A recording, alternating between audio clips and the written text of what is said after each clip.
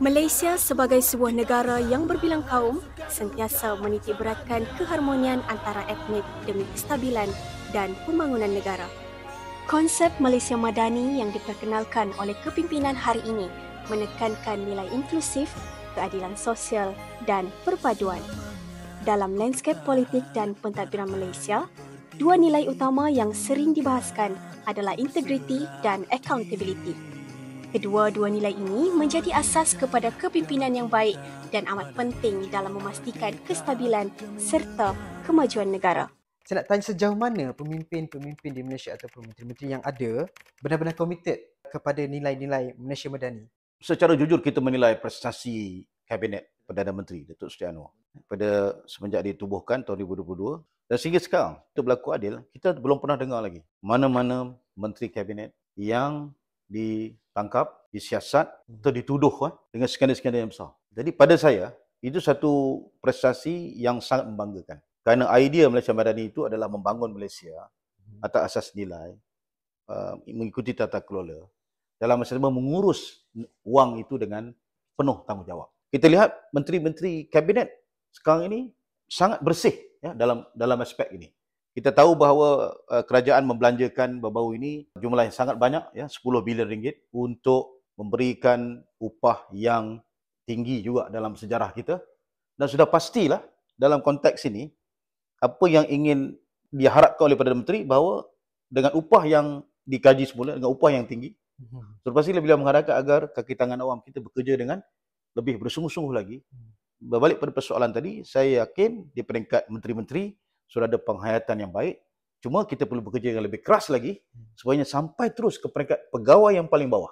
Kan, memastikan agar mereka benar-benar menghayati, berikhtiar bersungguh-sungguh untuk menjayakan impian ini, iaitu membangun Malaysia yang baik, yang madani.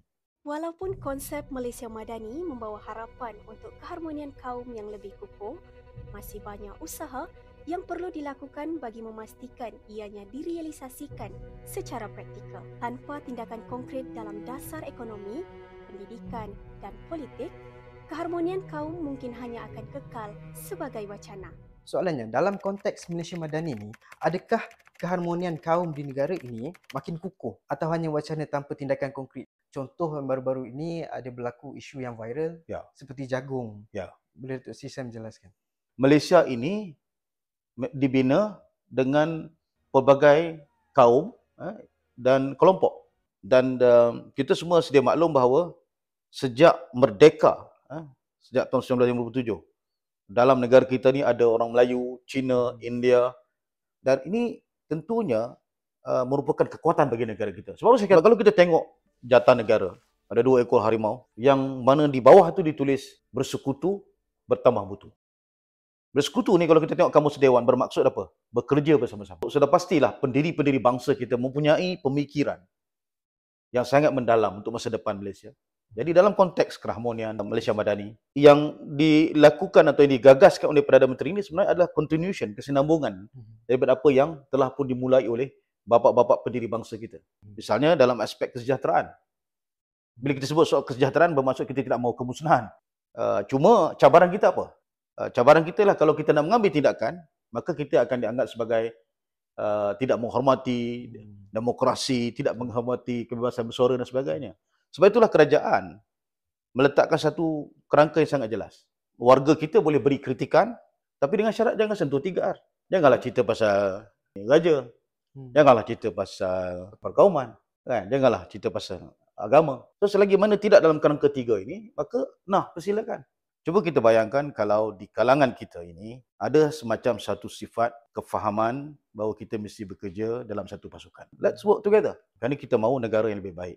Kita tak mahu negara ini bergaduh. Dan kita perlu akui, dalam rantau ASEAN ini, tak ada negara yang macam kita ini.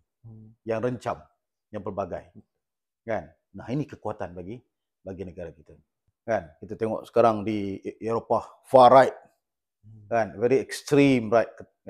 Di Amerika Syarikat, di bawah kepimpinan Trump. Make America great again. Orang putih saja. Kan? Jadi, ini cabaran baru bagi kita. Justru jangan kita rosakkan keutuhan dan perpaduan yang telah pun kita nikmati selama ini. Hanya dengan usaha yang berterusan, Malaysia Madani dapat direalisasikan sebagai sebuah negara yang seimbang, makmur dan berdaya tahan untuk semua.